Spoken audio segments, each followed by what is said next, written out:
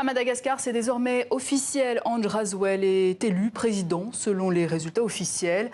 L'ancien président de la transition est arrivé en tête avec 55,66% des voix face à l'ancien président Marc Ravalomanana qui obtient 44,34% et qui était absent de la cérémonie de proclamation des résultats qui s'est déroulée dans les locaux de la CENI, la Commission électorale nationale et indépendante.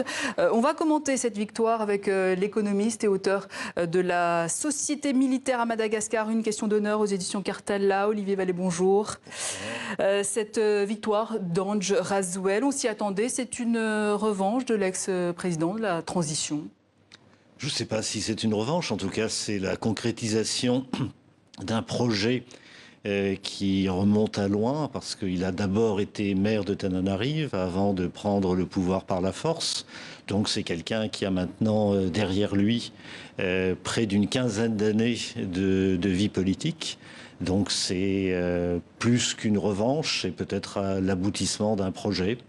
Alors justement, Andry Rajoelina, 44 ans, les Malgaches le connaissaient pour cause. Vous le disiez, il a déjà exercé le pouvoir à Madagascar. Mais qui est-il vraiment?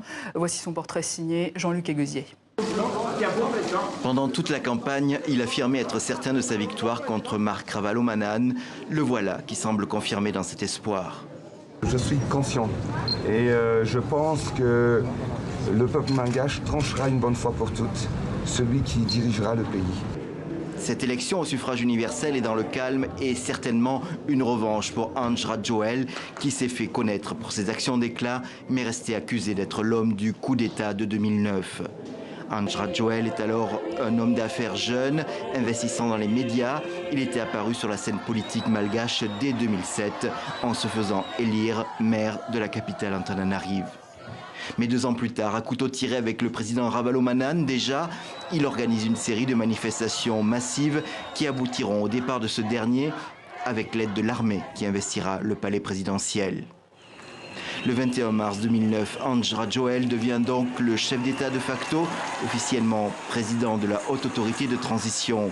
La communauté internationale refuse le statu quo et le contraint de longues négociations avec le camp de son rival. Les accords de Maputo prévoient des élections qui se tiendront finalement en 2013, auxquelles il ne peut participer. Rapidement, il se sépare du président élu, Heri Rajaonarimampia. Celui que vous avez soutenu hier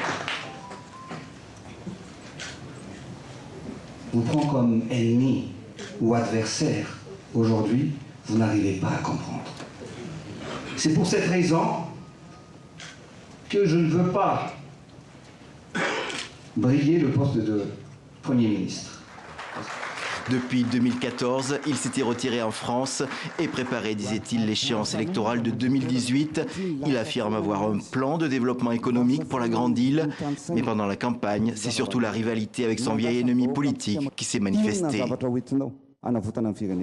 Voilà, Andry Rajoelina, très attendu sur le développement économique. C'est quoi son plan au juste?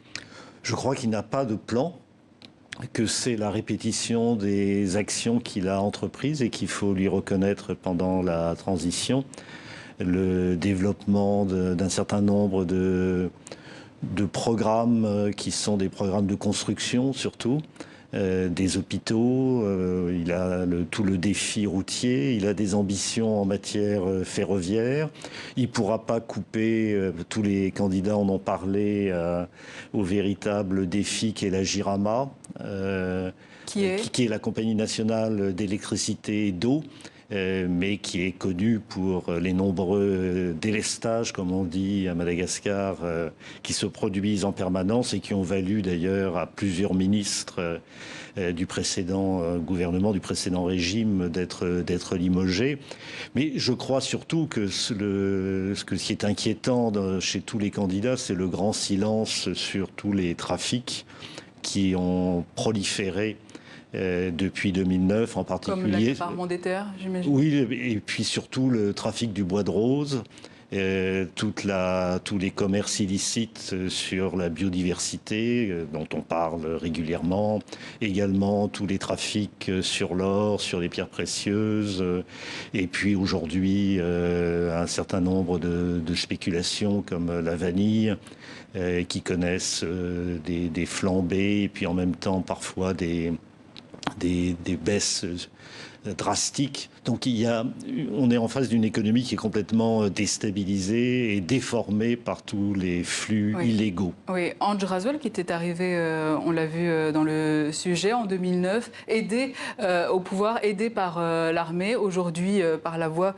des urnes, il a remporté ces élections. Il a gagné en légitimité, Andry Rasuel, là.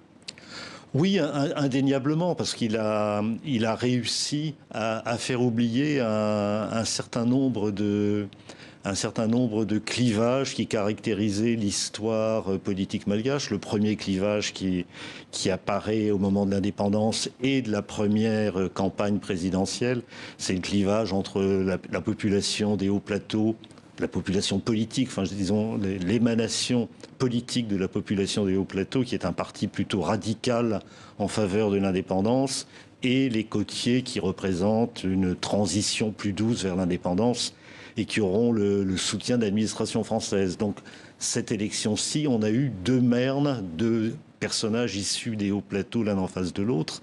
Donc on a oublié en tout cas on a mis entre parenthèses ce clivage. Deuxième clivage qui a disparu, c'était le clivage qui existait entre les marxistes autoritaires comme Ratsirach, président pendant 2 décennies, avec une interruption, et son principal ennemi, qui était Marc Ravalomanan, qui incarnait, lui, plutôt un modèle libéral, non marxiste, etc.